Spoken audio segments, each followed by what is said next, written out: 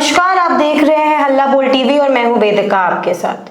मुख्यमंत्री नीतीश कुमार मिले हैं केंद्रीय मंत्री धर्मेंद्र प्रधान से। इसके बाद 4 बजे वो दिल्ली निकल रहे हैं। इस पर विस्तार से बात करने के लिए हमारे साथ मौजूद हैं हल्ला बोल टीवी के संपादक दीपक शर्मा। देखिए वेदिका, ये जो नीतीश कुमार का धर्मेंद्र प्रधान से मिलना और इस मुलाकात के बाद 4 बजे उनका दिल्ली जाना और दिल्ली में उनकी मुलाकात मुख्यमंत्री नीतीश कुमार की कई वरिष्ठ भाजपा नेताओं से होगी। हमारे जो संवाददाता हैं उनके पास जो खबर आई है उसके मुताबिक यह सारा कुछ जुड़ा हुआ है सीटों के शेयरिंग से। सीटों की शेयरिंग का मामला पूरी तरह से उलझ गया है एनडीए में। ऐसा लग रहा था कि महागठबंधन में सीटों की शेयरिंग का मामला उलझ जाएगा, एनडीए में आसानी से हो जाएगा, लेकिन हो उल्टा रहा है। सीटों की शेयरिंग का मामला एनडीए में ही ज़्यादा उलझ गया है। हालत यह हो गई है कि ऐसा लग रहा है कि चिराग पासवान की पार्टी फिर से 2020 वाली कहानी न दोहरा दे। अब देखिए क्या हालत है। हालत यह है कि भारतीय जनता पार्टी के पास अपने लिए सीटें ही नहीं बच रही हैं। अगर जितनी सीटों की ज़रूरत, जितनी सीटों की मांग एनडीए की चार पार्टियां कर रही हैं, उतनी सीटें अगर उन्हें दे दी जाए तो 70-71 सीटें बचेंगी भारतीय जनता पार्टी के पास। तो क्या अब भारतीय जनता पार्टी 70-71 सीटों पर बिहार में चुनाव लड़ेगी? तो जवाब है कि नहीं। कहीं से भी भारतीय जनता पार्टी बिहार में 100 से कम सीटों पर लड़ने के मूड में नहीं है और चिराग पासवान 40 से कम सीटों पर लड़ने के मूड में नहीं है। जीतन राम मांझी और उपेंद्र कुशवाहा भी 15 जीतन राम मांझी और 15 उपेंद्र कुशवाहा इससे कम सीटों पर लड़ने के मूड में नहीं है। और जदयू 110 से कम पर किसी भी तरह से मानने के लिए तैयार नहीं है। तो कहां से आएगी इतनी सीटें? अब सीटों की संख्या तो सीमित है, 243। आज धर्मेंद्र प्रधान की मुलाकात हुई है मुख्यमंत्री नीतीश कुमार से और इसके बाद 3:50 में मुख्यमंत्री नीतीश कुमार दिल्ली के लिए रवाना हो रहा है। मुख्यमंत्री नीतीश कुमार दिल्ली जा रहे हैं। दिल्ली में उनकी मुलाकात वरिष्ठ भाजपा नेताओं से होगी। आज जब केंद्रीय मंत्री धर्मेंद्र प्रधान और मुख्यमंत्री नीतीश कुमार की मुलाकात हुई, उस समय जनता दल यूनाइटेड के सांसद और केंद्रीय मंत्री संजय झा भी मौजूद थे। भारतीय जनता पार्टी के वरिष्ठ नेता और बिहार में डिप्टी सीएम सम्राट चौधरी भी मौजूद थे। वहां पर बीजेपी के एमएलसी संजय मयूख भी मौजूद थे और यह मुलाकात हुई है। इस मुलाकात में सीटों को लेकर बातचीत की रूपरेखा तैयार हुई है और अब मुख्यमंत्री नीतीश कुमार जा रहे हैं दिल्ली। वहां सीटों की शेयरिंग पर बात आगे बढ़ेगी। सीटों का मामला पूरी तरह से उलझ गया है एनडीए के अंदर।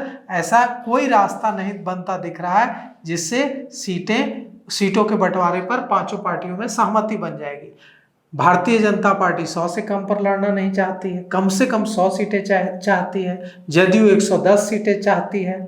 जदयू पार्टी चाहती है 110 सीटें। अब जदयू को अगर 110 दे दें और भारतीय जनता पार्टी को 100 दे दें तो 220 सीटें, तो 210 सीटें तो यहीं पर चली गई।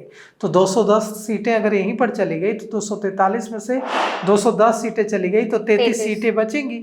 अब 33 सीटों में से चिराग पासवान 40 मांग रहा है, तो 33 में 40 कहाँ से मिलेगा? उपेंद्र कुशवाहा 15 मांग रहे हैं, जीतन राम मांझी 15 मांग रहे हैं। अगर 10-10 भी उनको देंगे तो 10-10 20 सीटें, और अगर 30 सीट भी देंगे चिराग पासवान को तो 50 सीटें, और है कितनी? 33 सीटें। तो 33 सीटें हैं और देना है कितना है? 50। कहाँ से आएगी सीटें? 17 सीटें। तो इसे लेकर इतना ज़्यादा मामला उलझ गया है कि चिराग पासवान की पार्टी अगर सीटों की संख्या वादा नहीं किया गया चिराग पासवान को जल्द, तो चिराग पासवान की पार्टी बड़ा फैसला ले सकती है और 2020 जैसे हालात हो सकते हैं। 2020 में हम जानते ही हैं कि क्या हुआ था।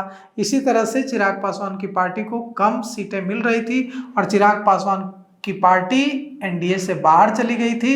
जनता दल यूनाइटेड के सभी सीटों पर प्रत्याशी खड़ा कर दिया था और इसी वजह से जनता दल यूनाइटेड 43 सीटों पर सिमट गया था।